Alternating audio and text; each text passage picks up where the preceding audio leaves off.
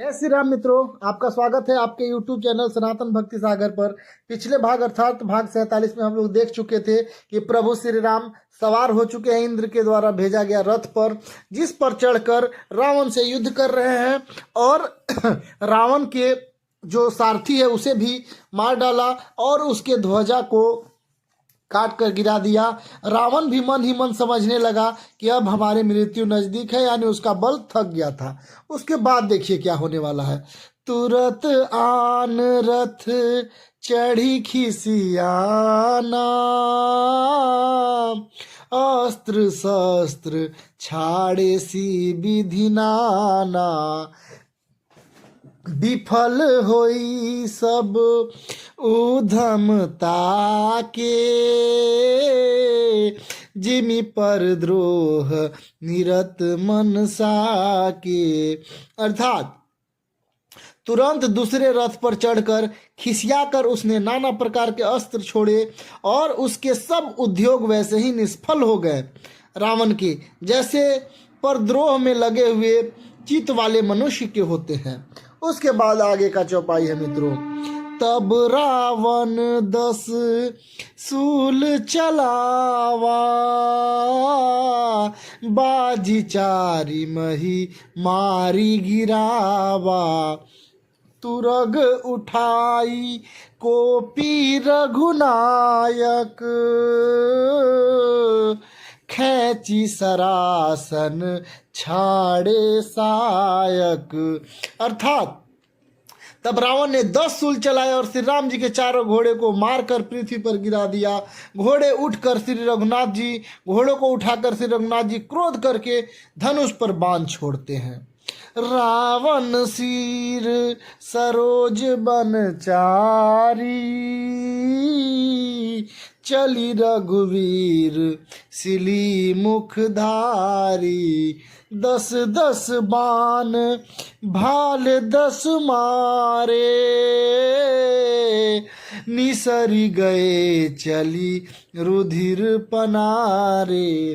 रावण के सिर रूपी कमल वन में विचरण करने वाले श्री रघुवीर बाण रूपी भ्रमरों को पंक्ति चली और श्री राम जी उसके 10 सिर 10 बाण मारते हैं और आर पार हो गए। सिर से रक्त की पनाहें चढ़ने लगी श्री राम के तीर से। उसके बाद का चौपाई है। शत्रुवत रुधिर धायउ बलवाना, प्रभु पुनीत कृति धनु सरधाना, 30 तीर रघु वीर पबारे, भूजनि समेत शीस मही पारे। रुधिर बहते हुए ही बलवान रावण दौड़ता है। प्रभु ने फिर धनुष बाण संधान किया और रघुवीर ने 30 बाण मारे और 20 भुजाओं और 10 सिर को काट गिराया प्रभु श्री राम ने। उसके बाद देखिए क्या होता है। काटत ही पुनि भय नबीने, राम बहोरी भुजा सिर छीने, प्रभु बहु बार बाहु सिर है, कटत छटिति पुनि नूतन भय। अर्थात सिर और हाथ काटते ही फिर नए लग जाते थे और श्री रघुनाथ जी फिर भुजाओं और सिर को काट गिराया। इस तरह प्रभु ने बार बार उसके भुजा को गिराए काट के और सिर को काटे, लेकिन वो तुरंत फिर नए हो जाते, यानी जितने भी सिर और हाथ काटते फिर से नए लग जाते। पुनि पुनि प्रभु काटज भुज सीसा, अति कौतुकी कौशलाधीसा, रहे छाई नभ सिर अरु बाहु, मानहु अमित केतु अरुराहु।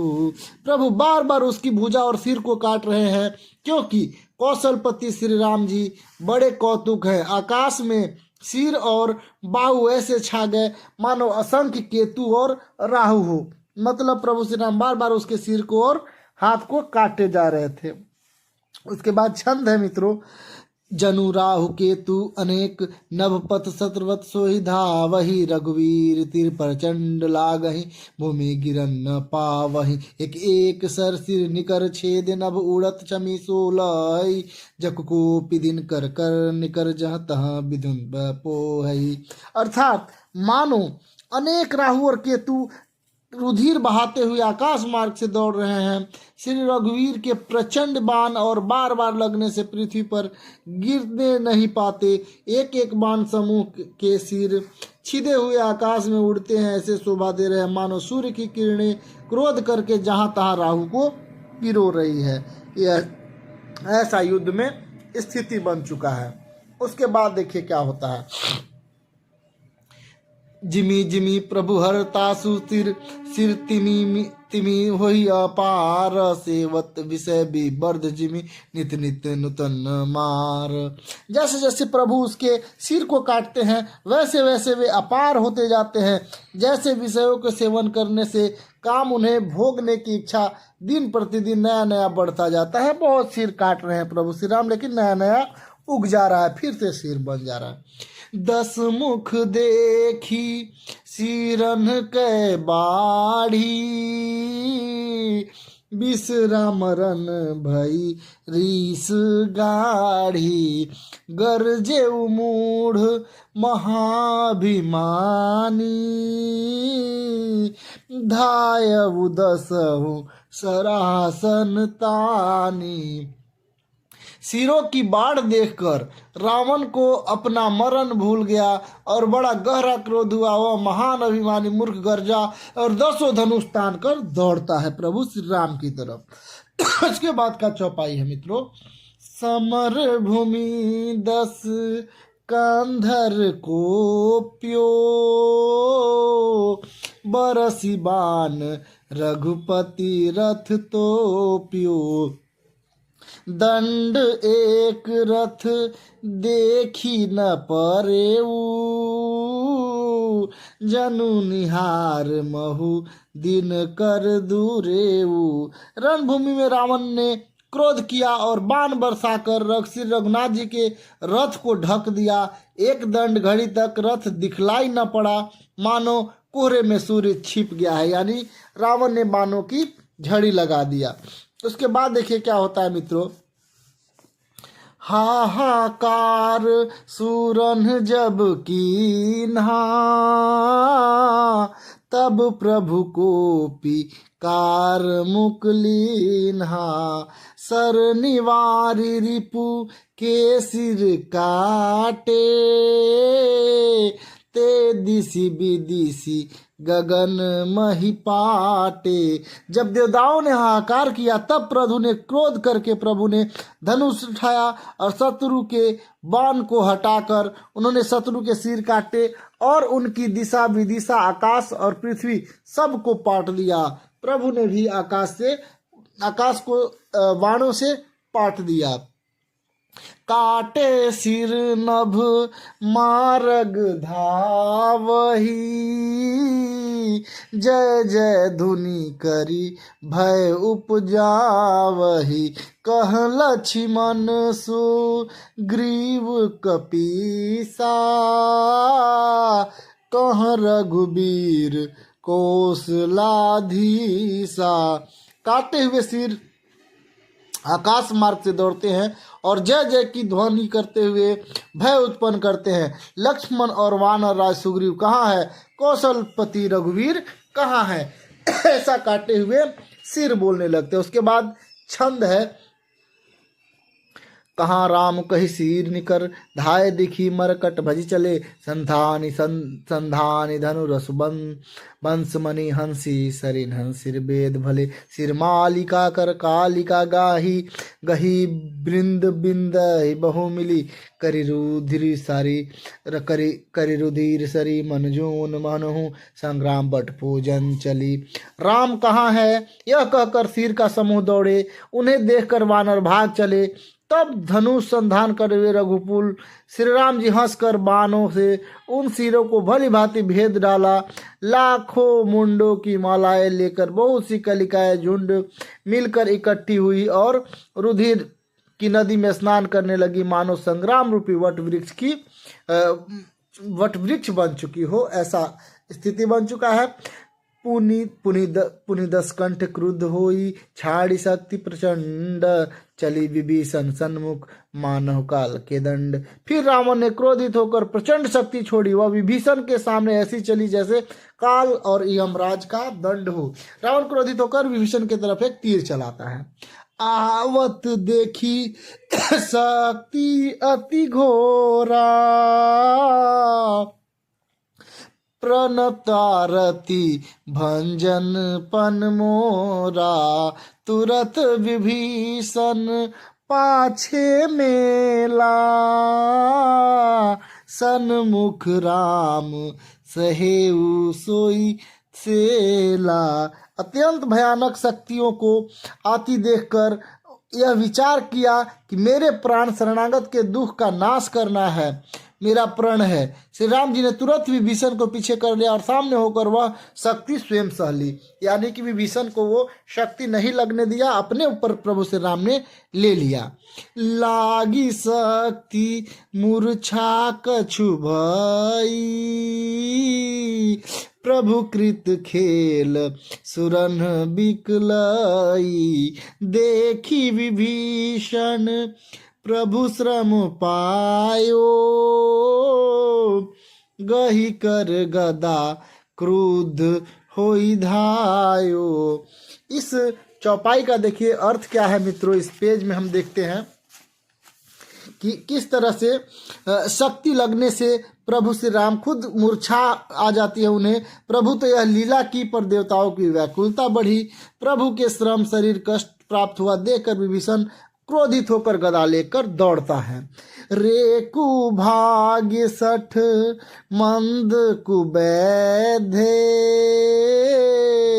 तैसुर नर मुनि नाग विरुधे, सादर शिव कहूँ शीस चढ़ाए, एक एक के कोटिन्ह पाए। और बोले, अरे अभागे मूर्ख, नीच दुर्बुद्धि, तूने देवता मनुष्य मुनि नाग सभी से विरोध किया, तूने आदर सहित शिव को सिर चढ़ाए, इसी से एक एक के बदले करोड़ों पाए। ते ही कारण खल अब लगी बाँच्यो, तब अब तो कालू शीस पर नाच्यो, राम विमुख सठ चहसी सब संपदा, अस कही हनेसी माझ उर्गदा। उसी कारण से अरे दुष्ट तू अब तक बचा है, किंतु अब काल तेरे सिर पर नाच रहा है, क्योंकि अरे मूर्ख, तू राम विमुख होकर संपत्ति में और सुख चाहता है। ऐसा कहकर विभीषण रावण की छाती के बीचों बीच एक गदा मारते हैं। उसके बाद देखिए क्या होता है। एक छंद है मित्रों। उर्मा झा गदा प्रहार घोर कठोर लागत, मही पारयो दस बदन सोनित सत्रवत, पुनि संभारी धैर्यस भर्यो दभीरे अति बल मल, युद्ध विरुद्ध एकु एकहि हनय, रघुवीर बलदर रघुबील बलदर पित्त विभूषण खाली नहीं का कहु गणय। अर्थात बीच छाती में कठोर गदा की और घोर कठिन चोट लगते ही वह पृथ्वी पर गिर पड़ा। उसके 10 मुख से रुधिर बहने लगते हैं और अपने को संभाल कर क्रोध से भरा हुआ दोनों अत्यंत बलवान योद्धा भीड़ गए और मल्ल युद्ध एक दूसरे के विरुद्ध होकर करने लगे। श्री रघुवीर के बल से गर्वित विभीषण को उस रावण जैसे जगदी योद्धा के पारसंगक बराबर ही समझने लगे। अर्थात रावण में भी विभीषण में भी इतनी शक्ति आ गई प्रभु की कृपा से कि वो टकरा सके रावण जैसे योद्धा से। उसके बाद देखिए एक दोहा है मित्रों। उमा विभीषण रावण ही सन्मुख चित की काऊ, सो अब बिरत काल ज्यों रघुवीर प्रभाऊ। शिव जी कहते हैं कि हे उमा विभीषण, क्या कभी रावण के सामने आंख उठाकर भी देख सकता था, परंतु अब वह काल के समान उससे भिड़ रहा है। यह श्री रघुनाथ जी की कृपा है। यानी कि इधर शिव जी कह रहे हैं कि रघुनाथ जी की कृपा से वो रावण से भिड़ने के लायक बन चुका है, इतना शक्तिशाली बन चुका है। उसके बाद का चौपाया मित्रों, देखा श्रमित विभीषण भारी, धायउ हनुमान गिरिधारी, रथ तुरंग सारथी निपाता, हृदय माज तेहि मारो सिलाता। विभीषण बहुत ही थका हुआ देखकर हनुमान जी पर्वत धारण किए हुए दौड़ते हैं। उन्होंने एक पर्वत से रावण के रथ, घोड़े और सारथी का संहार कर डाला और उसके सीने पर लात मारते हैं। यानी कि जब विभीषण को देखते हैं हनुमान जी की थक चुके हैं, तो वो खुद ही रावण को एक लात मारते हैं। और उसके बाद का चौपाई देखेंगे मित्रों आगे का भाग में। इतना प्यार और सपोर्ट के लिए आप लोग को बहुत बहुत धन्यवाद। जय श्री राम।